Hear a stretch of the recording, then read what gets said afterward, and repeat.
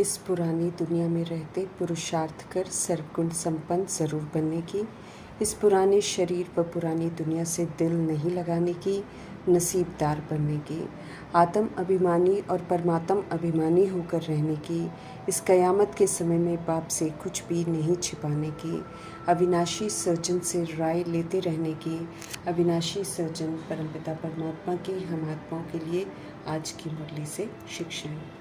63 जन्म असत्य मार्ग पर चलने के बाद हमें सत्य मार्ग की पहचान मिली है।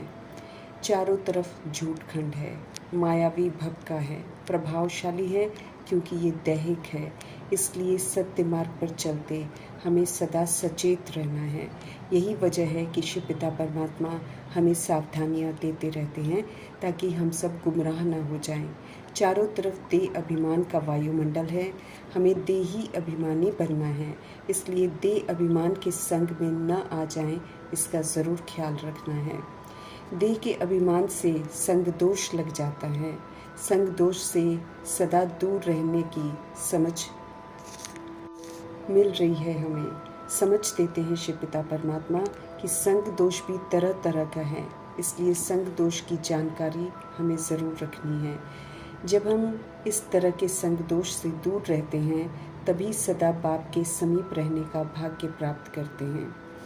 ऑलमाइटी अथॉरिटी शिव पिता परमात्मा की शान नहीं है कि वे हम आत्माओं को फोर्स करें।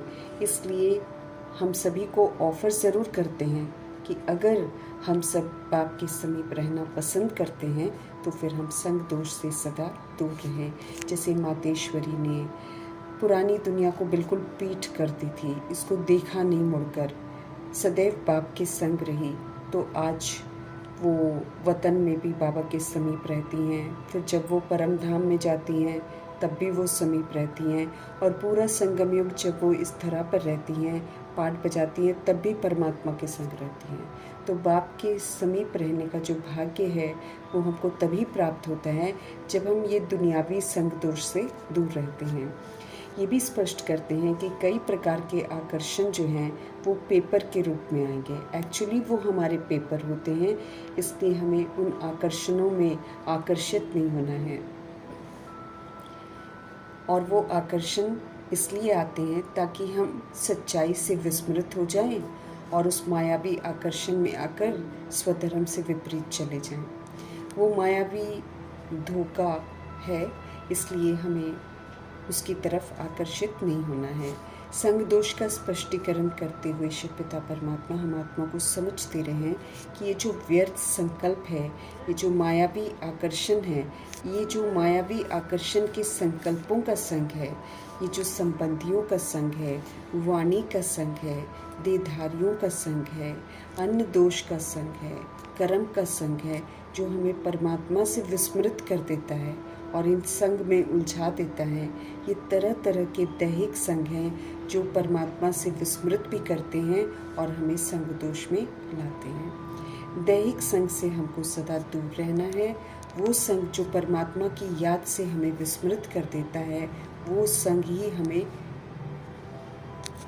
दोष का शिकार बना देता है और हम अपने परमपिता परमात्मा से दूर हो जाते हैं। जब हम इन दैहिक संग दोष से खुद को बचाकर बाप के संग में रहते हैं, अर्थात कर्म करते बाबा की याद में रहते हैं, भोजन करते बाबा की याद में रहते हैं, संबंध संपर्क में आते हम बाबा की याद में रहते हैं, वाणी में आते हम बाबा की याद में रहते हैं, तो बाप की समीपता का भाग्य प्राप्त कर सकते हैं। लेकिन जब जब हम विस्मृत हो जाते हैं या फिर कोई उल्टा कर्म कर रहा है उसके साथ हम भी उल्टा कर्म करते हैं, कोई उल्टी वाणी बोलता है हम भी उल्टी वाणी बोलते हैं, तो ये सारे हमको दोष लग जाते हैं, इसकी फिर हमको सज़ा मिलती है। अभी हमें बेदाग बनना है, इसलिए हर तरह के संग दोष से बच कर रहना है। अगर हम शिव बाबा की याद में रहते हैं तो फिर एक्यूरेसी से पाठ बजाते हैं। हर तरह की परिस्थिति को हमें अचल अडोल रहकर पास विद ऑनर भव का वरदान प्राप्त करना है। संगम युग समय है शिव पिता परमात्मा के संग रहने का और ईश्वरीय पढ़ाई के हर पेपर को पास करके पास विद ऑनर की डिग्री प्राप्त करने का। कॉर्पोरियल बॉडी में रहते हुए एंजेलिक पार्ट बजाना है हमें। ये परमपिता परमात्मा का हम आत्माओं के लिए फरमान है। हमें 5 तत्वों के शरीर में रहते हुए फरिश्ते का पार्ट बजाना है। ये परमपिता परमात्मा का हम आत्माओं के लिए फरमान है।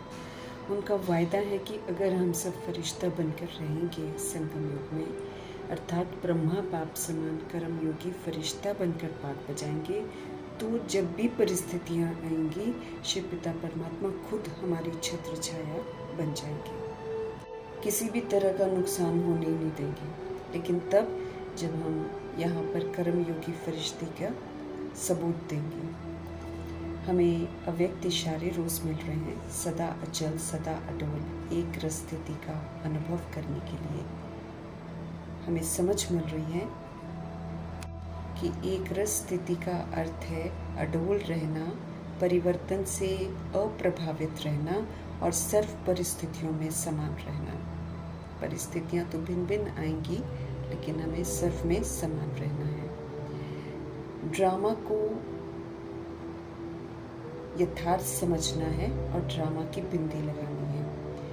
पहले ड्रामा की बिंदी लगाकर बाबा कहते हैं कि व्यर्थ संकल्पों को शुद्ध संकल्पों में परिवर्तन करो। व्यर्थ संकल्प अर्थात दैहिक संकल्प, अहंकार, क्रोध, लोभ, मोह, कामनाएं, स्वार्थ।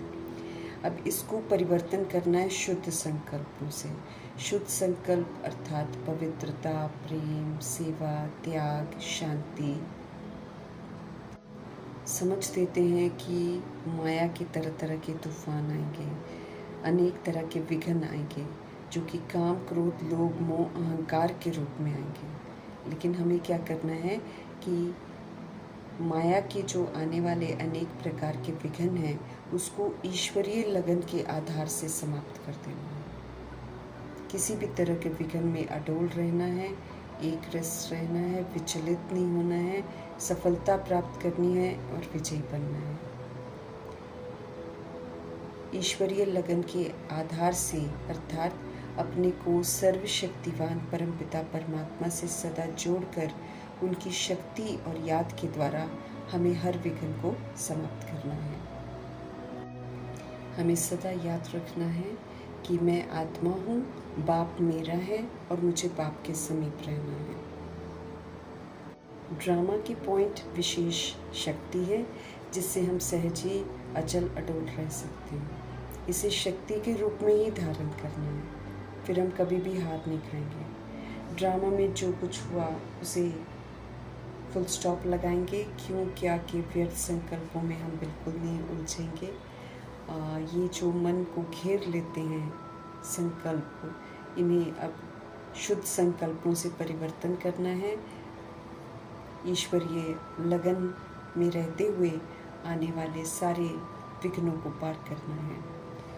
सच्चाई से परिचित कराने वाले शिव पिता परमात्मा हम आत्माओं को समझ दे रहे हैं कि हम इस पुरानी दुनिया और देहधारियों से कभी भी दिल न लगाएं। दिल लगाएंगे तो आने वाली नई दुनिया में जाने का जो भाग्य है बनाना है वो नहीं बना सकेंगे।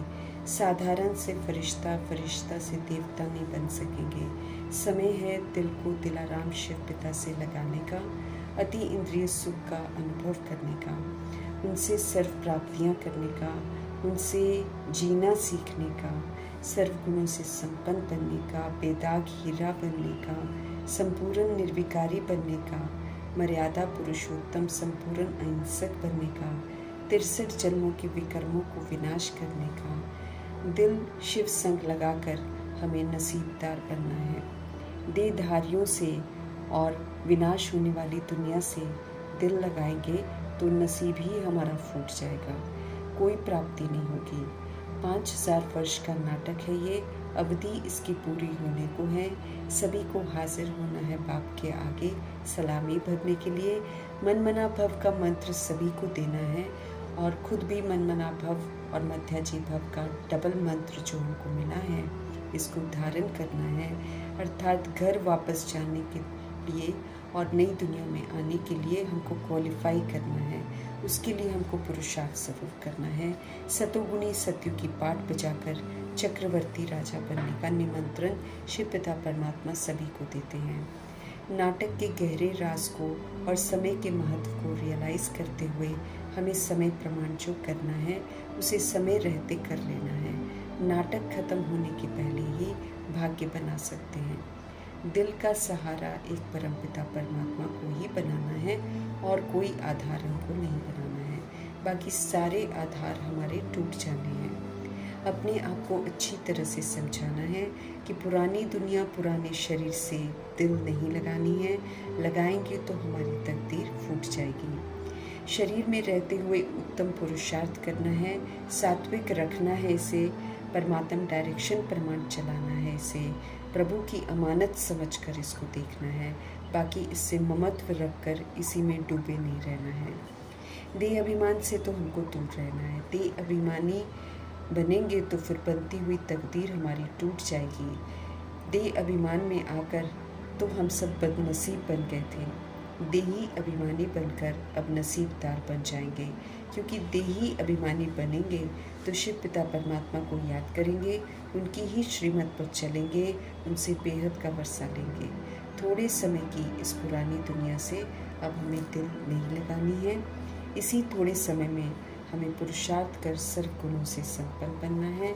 हमको संपूर्ण पवित्र बनना है। हमें गिरना नहीं है, बल्कि सच्चे बाप के साथ बहुत बड़ी सेवा में साथी बनना है। पावन बन पावन दुनिया बनाने में सहयोग देना है। ऑलमाइटी अथॉरिटी शिव के ऊंचे कार्य में मददगार बनने का पात्र बनना है। बहुत बड़ा सौभाग्य है, अवसर है जिसे खोना नहीं है। पवित्र बनकर ब्राह्मण कुल का नाम रोशन करने वाला भी बीके बनना है। बीके टाइटल को समझदार बनकर सार्थक करना है। अब हमें पतितों से बुद्धि का योग नहीं लगाना है। एक बाप को याद करके पावन बन औरों को भी पावन बनने का सहयोग देना है।